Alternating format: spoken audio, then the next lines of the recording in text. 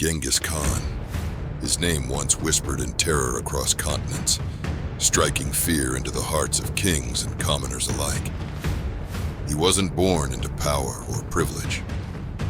In 1162, on the unforgiving steppes of Mongolia, a boy named Temujin came into the world under the shadow of betrayal and hardship.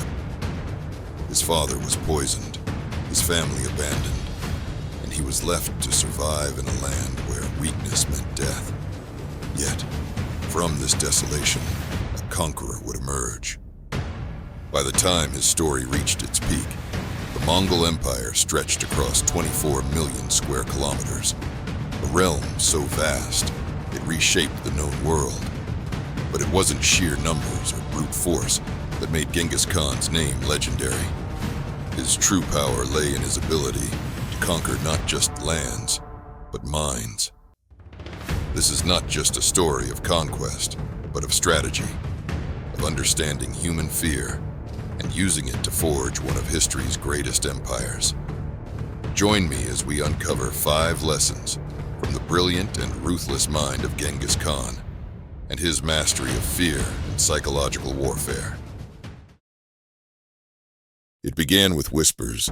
A city hears the news. The Mongols are coming. The stories are grim. Cities razed to the ground, their people massacred or enslaved. Survivors, if any, are deliberately sent ahead to spread tales of destruction, amplifying the terror. At Nishapur, in present-day Iran, in 1221, the Mongols enacted one of their most infamous acts of destruction. The city, a thriving center of art and commerce under the Khwarezmian Empire, had dared to resist Mongol rule. In retaliation, Tolui, Genghis Khan's son, led the assault.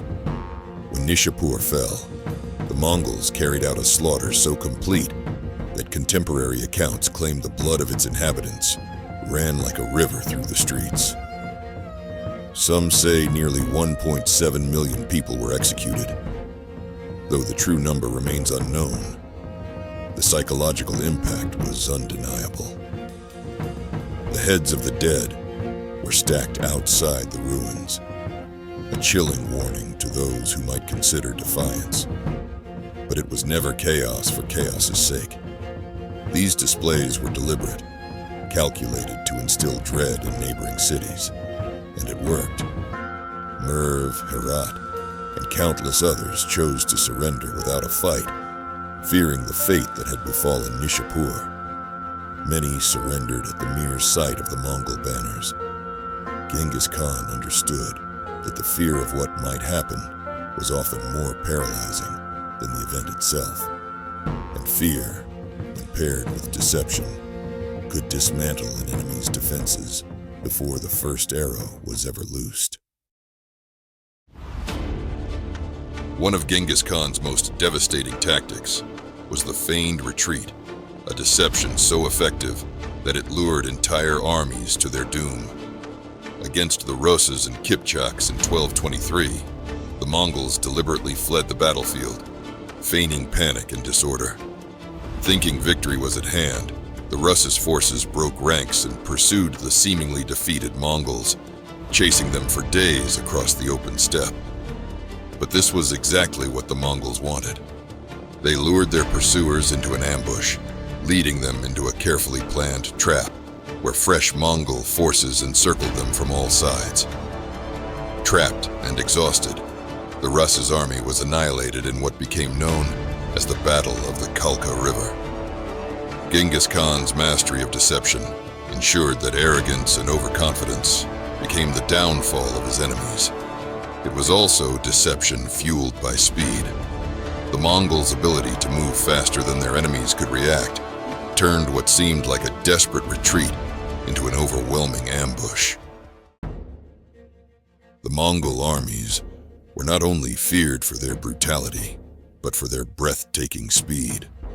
Moving swiftly across the vast steppes, their cavalry could strike without warning, taking defenders completely off guard. One such example came during the conquest of the Jin dynasty. The Jin, confident in their fortified cities and massive walls, believed they could withstand any invasion. But Genghis Khan did not wage war as his enemies expected. Instead of engaging in prolonged sieges, he exploited mobility, maneuvering his forces across vast distances to bypass the Great Wall, attacking from unexpected directions. The Mongols avoided the heavily defended southern regions, striking at the empire's exposed northern heartlands and supply lines. Jin generals, unprepared for such rapid and unpredictable assaults, scrambled to respond. Entire regions fell before defenders could even organize their forces, and soon, the very fortifications meant to protect them became prisons as the Mongols encircled and starved out strongholds. Within 2 decades, the once mighty Jin dynasty was systematically dismantled, its overconfidence shattered by an enemy that moved faster than it could react. But speed alone was not enough. Genghis Khan understood that even the fastest armies could be slowed by a united enemy. To ensure his victories were absolute, he turned his attention to a far deadlier weapon: division. In the early years of his rise, Genghis Khan understood that his enemies were often more dangerous united than apart. He exploited rivalries, playing factions against one another. When besieging the Tangut Kingdom of Western Sia, he didn't immediately launch a full-scale attack. Instead, he strategically negotiated with neighboring steppe tribes, offering them alliances and spoils in exchange for their loyalty, or, at the very least, their neutrality. By doing so, he isolated the Tangut, cutting off potential reinforcements and weakening their morale before the first siege weapon was even deployed. When the Mongols finally struck, the kingdom was already crumbling from within, making conquest swift and decisive. But Genghis Khan didn't just divide his external enemies. He ensured that within his own ranks, power struggles served him, not his rivals. Among the Mongol aristocracy, where tribal infighting was common, he carefully distributed wealth and high-ranking positions based on merit rather than noble birth, forcing ambitious chieftains to compete for his favor rather than challenge his rule. This calculated balance of reward and intimidation meant that loyalty wasn't just expected, it was the only path to survival and prosperity. By turning potential enemies into allies and keeping ambitious warlords too preoccupied fighting for his approval to conspire against him, Genghis Khan ensured that his empire expanded swiftly and decisively. But it was the loyalty he inspired, through both fear and reward, that solidified his control over those he conquered.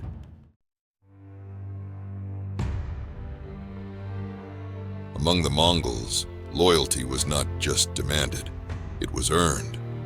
Those who pledged themselves to Genghis Khan were often rewarded with lands, titles, and riches beyond their wildest dreams. Yet, betrayal was met with swift and brutal punishment. The balance of fear and reward created an army that was fiercely loyal and nearly unshakable. When Genghis entrusted a general with a task, failure wasn't an option. Those who succeeded rose in stature, but those who faltered often paid with their lives.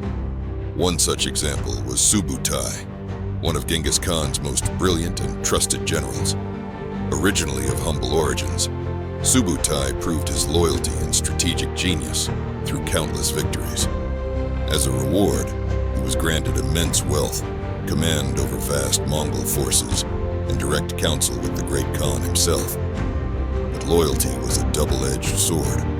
When Genghis Khan's close advisor, Jamuka, turned against him, he was shown no mercy. Once his sworn blood brother, Jamuka, betrayed Genghis by aligning with rival Mongol clans.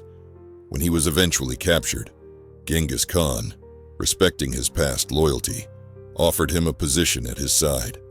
Jamuka refused, choosing execution over service, a grim testament to the ruthless expectations of loyalty within the Mongol ranks. It was this unwavering system of discipline and reward that allowed the Mongols to conquer territories from the Pacific Ocean to Eastern Europe, maintaining cohesion despite the empire's vast size. If you've enjoyed this dive into the life and mind of Genghis Khan, be sure to join us for more insights into history's greatest figures. Like, subscribe, and hit the notification bell. We're just getting started.